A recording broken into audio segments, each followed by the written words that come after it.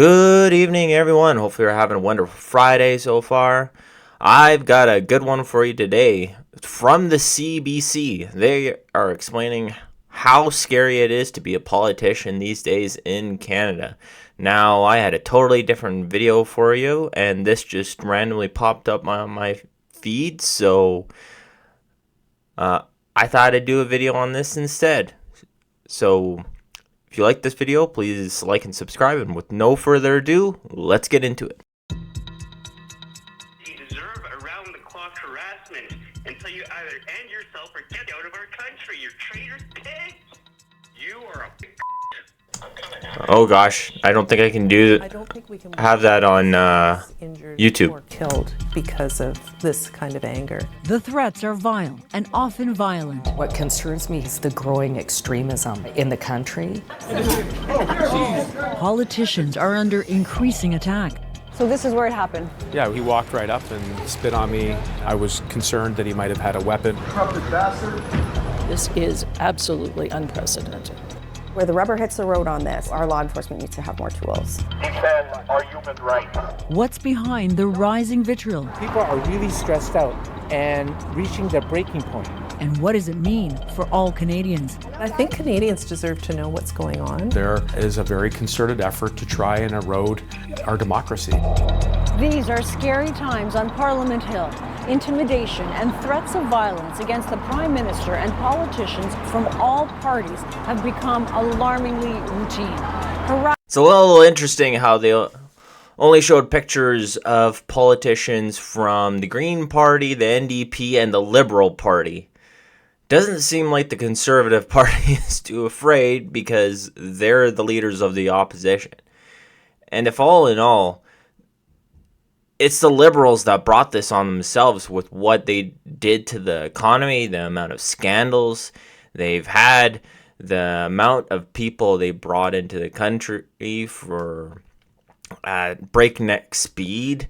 I mean, and just think about what they did over the pandemic and over the Freedom Convoy. They just ripped Canadians apart. By that I mean they pit Canadian against Canadian, and it was horrible. What they did was horrible, and I don't condone any of this. I don't condone anything against any politician, and I don't condone violence. But the Liberals have to look inwards and see, is it my fault? But of course, Liberals don't do that. Harassment of members of Parliament is up nearly 800% in the last 5 years. It's happening here, at their constituency offices, even their homes. And with an election looming, tensions are rising. Dearest Pam, I hope and pray to God that you will die a horrible, painful death, off with your head and hung from the gates. Burn in hell. C-word. That's hard to hear. I can't imagine what it's like for you. I don't understand how people think it's okay to speak to people like that. I never, in my entire life, had anyone ever use that C word.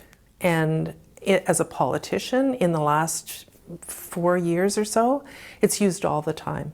All the time. And Pam Demoff says it's getting worse. Now people are sending an email and adding their name and business name onto it. I think people are emboldened. As a female politician, Demoff is among the most targeted.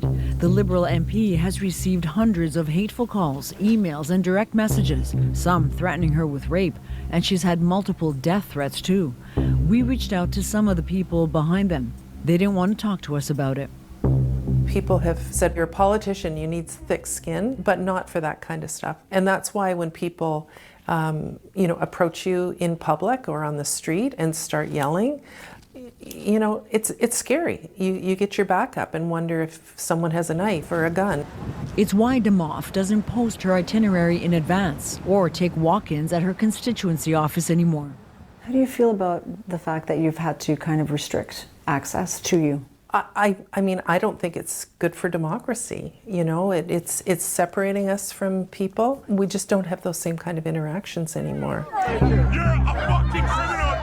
For many, including the Prime Minister, the harassment has moved past messages to real life, like this incident where a man threw gravel at Trudeau. Yeah, and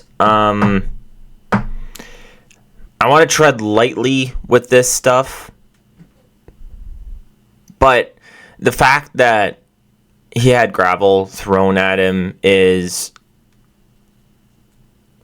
bad and shouldn't happen, but man, you gotta look at yourself and be like, why is this happening? We noticed that 4 years ago this started to get really, really bad. What happened 4 years ago? Oh, yeah, we locked down the country. We mandated vaccines that if you didn't get a vaccine, then you lost your job. And probably a lot of people haven't gotten that back yet. And it probably ruined a lot of people's lives. So yeah, people are a little bit on edge. So it's bad to say, or yeah, it's harsh to say, but these are the repercussions to your own actions. And these rich people never thought it would happen. Racialized politicians, including NDP leader Jagmeet Singh, You're a coward. You're not going to say it to my face. are often singled out, and requests for protection have soared. We are absolutely looking at everything. Michelle Paradis is the assistant commissioner in charge of the RCMP's protective policing. We've seen a 93% increase in calls for service for the RCMP for protection. Is that unprecedented? This is absolutely unprecedented. Unprecedented, but the sentiment behind the escalating abuse has been building for a while. Experts say it's tied to distrust for authority that exploded during the pandemic. It was on full display at the 2022 convoy protest, as well as at demonstrations against vaccine mandates and other public safety measures. The rhetoric was polarizing then, and Paradis says it's only become more extreme. It is not necessarily reaching the threshold of criminality, but it reaches the threshold of awful but lawful. Awful but lawful. What does that mean? It's the difference between I hope you get hit by a bus versus I'm going to run you over with a bus. Run you over with a bus, criminality, there it is, a threat. But it's that other piece, which absolutely has an effect on somebody. So when you're getting these calls for protection, not all are meeting the criminal threshold, but they certainly fall into the category of intimidation or threat or just feeling unsafe? Very much so. And I can tell you, if it is a direct threat, it's action immediately. The RCMP won't say how many direct threats it has responded to or how many it's tracking, but police at every level are on higher alert. Public access is now restricted when the House is sitting after protesters yelled obscenities and at least one shoved an MP this fall.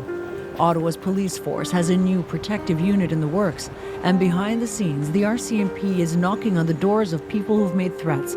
Its behavioral experts are also watching for signs of escalation. Now, when they're saying that, requests for protection has increased, requests for protection has increased everywhere between, like, from, I guess, politicians to nobodies like me. Like, I work in an office, and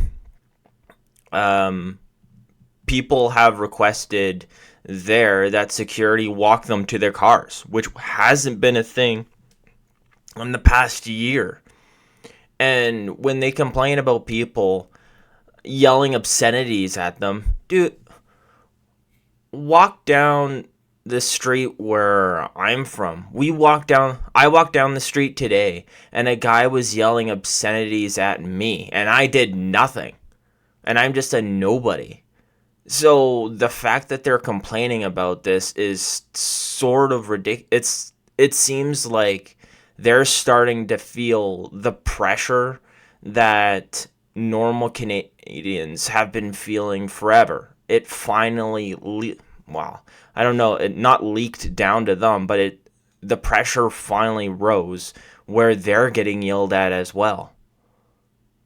Because this has been happening to normal Canadians forever. And the RCMP, I just want to remind everyone that the RCMP, they released, they released a document to the government, and it was leaked to the press, where they said that there was a warning that there might be some riots here in Canada. And, well, what have we been seeing? And they said in that document that it's mostly due to the economy, the differences in new people that are coming here, and Canadians that have been here forever, stuff like that. And it said a lot of things that aren't politically correct that I can't say on YouTube, unfortunately. So let's continue into this.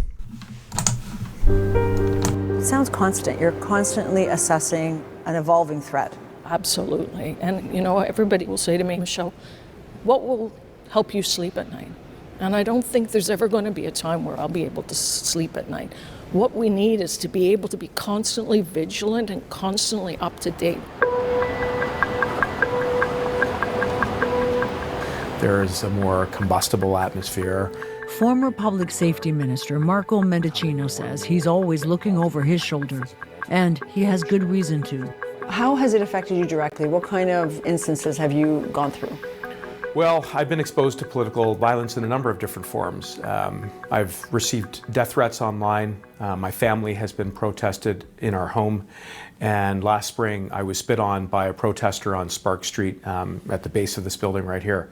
It must feel, to a certain extent, that you're... I just want to stop right here.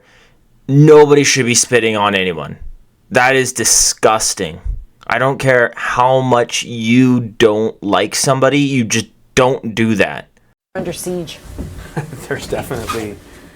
Mendicino is calling for protective zones around politicians and harsher penalties for those who cross them, especially since a man spit on his face last June. You gotta have eyes in the back of your head now. For sure. Parliamentary police officers were just behind those office doors. All right, so here we are. A stark reminder of how quickly an attack can happen and what's suddenly on the line. So this is where it happened? Yeah, I was standing right there. I was opening the door, and he walked right up and spit on me. I could see that he was coming up to me, and he was approaching at a fairly good clip, and I put my hand out. Why did you shake his hand? I was just trying to de-escalate the situation. I didn't want to exacerbate it, and I was concerned that he might have had a weapon or a gun. In the moment, I think I was just trying to make sure I got home to see my wife and kids.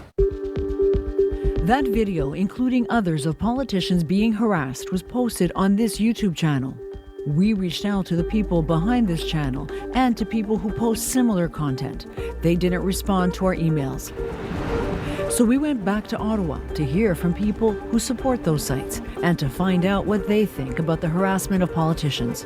Many here were at the convoy and still hold regular protests that they call freedom rallies. Hopefully some of these politicians might see this, because this will help them kind of deal with every day-to-day stuff when dealing with people on the street. Because from what Mendicino just said, he saw a random guy half run up to him, walk up to him pretty quickly, and he held his hand out. You don't do that. Normal people don't do that when a random person runs up to him on the street. You either buck it into your building, or you turn away and ignore. That's what you do. And hopefully he replaces his security guards, because his security guards should have been on that guy like stink on a Swiss cheese or something. I can't believe he actually did that. So, Menachino, if you're watching this, which you're probably not, because I'm just a random YouTuber, that's not what normal people do, and try to think about what just a normal Canadian, or how a normal Canadian would handle that. And when he's advocating for protective zones, do normal Canadians get protective zones? Do YouTubers get protective zones? I mean, we're out there. We put ourselves out there, and in the comment sections, we get ripped apart. But we don't have anybody protecting us. So that's just another thing for the rich to have to, because they need it, because they're a public face. They need protective zones that if you get in, then you're gonna get arrested. Yeah, it's just right. Another thing that we taxpayers have to pay for. Interesting how they haven't shown a conservative politician yet. Like, the politicians that Canadians actually like and aren't ruining our lives. My name is Brian Dirksen. I'm the trucker that never left. A lot of harassment has been happening to politicians since the convoy, and I'm just wondering how you feel about that. Well, a lot of it I don't like. I've been here for more than 1,000 days. I've been standing on these streets with a certain message, and I've had people yelling over my shoulders, and I'm like, God, please help me. A lot of this nonsense, I don't like it, a lot of it. I'm against it. Hi, how are you? There's a range of people here with a range of grievances, from COVID vaccines to transgender care, immigration, and the economy. What they share is a deep distrust of government and mainstream media. Y'all realize, you guys are going to prison, right? All of CBC, CTV News will be held accountable for your corruption. Are you going to speak out? Are you going to tell the truth? Yes or no? That's all what I'm asking today. What's the truth? What's the truth according to you? Come on. I've had enough. No one here says they've harassed politicians. Darlene Dornwood doesn't believe the abuse is even happening. There's a lot of reports, death threats, rape threats against female politicians. Is there? They're probably paying their own to do it to make us look bad, is what they do. Do you think the threats are fake? Well, I would believe some of them are. So you think politicians are kind of orchestrating their own harassment? Probably. Howard Kwan says any harassment is justified. I'll put it this way. Which came first? Angry Canadians or corrupt, incompetent, negligent politicians? People are getting really fed up. So it is righteous anger. All of it is often around this kind of populist sentiment of, sinister elite, they're out to get us. Amarnath Amarasingham is a researcher at Queen's University. I'm just going to stop right there real quick. When you're protesting or whatever, yelling obscenities and all that, though it be allowed, it's not the way to go. You should be polite, you should be kind and civil, but also stern, and present your message in a way that kind of moves people's hearts, if that makes sense. Now, that might be an optimistic way of looking at things, but yes. Also, about the guy who, the last guy who said it's, what did he say? Righteous indignation or something like that.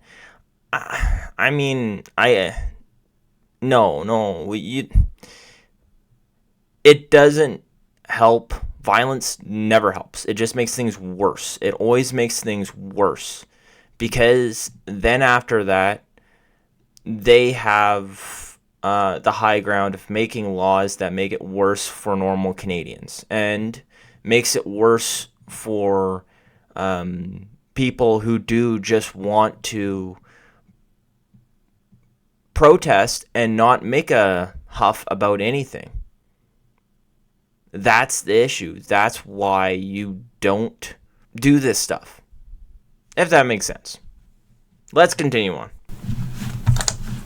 He's been tracking a broader collapse of trust in authority and a rise in populist rhetoric.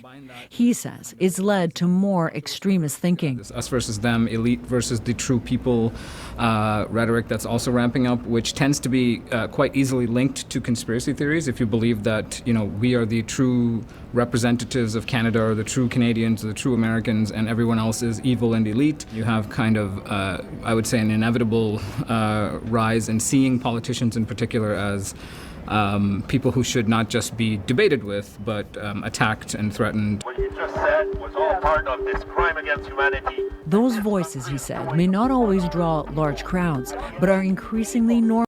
That was literally the dumbest thing I ever heard. I'm sorry. I don't get irritated like very quickly, but saying the populist movement is a feeling of the elite versus the quote-unquote true people, whatever the heck that even means, of Canada.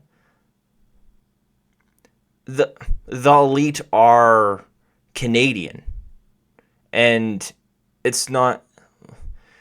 Populists don't believe they're true Canadians. They believe they're average Canadians. The every day-to-day blue collar, white collar office workers that have the 9-to-5 jobs. It's more of a class problem. The political class versus the... I don't want to say the proletariat, but it's sort of the proletariat. The 9-to-5ers, the small businessmen, the average Canadians. That's what it is. And you can just see it right where the expert just said. He got it totally wrong. Totally. It's the political class who looks down upon the, as I said, proletariats, the small businesses. They look down on the actual good elite class in Canada. And that's where the resentment is coming from. It's becoming kind of like a monarchical system. Conservative MP Michelle Rempel-Garner introduced a private member's bill, informed by her own experience of being harassed.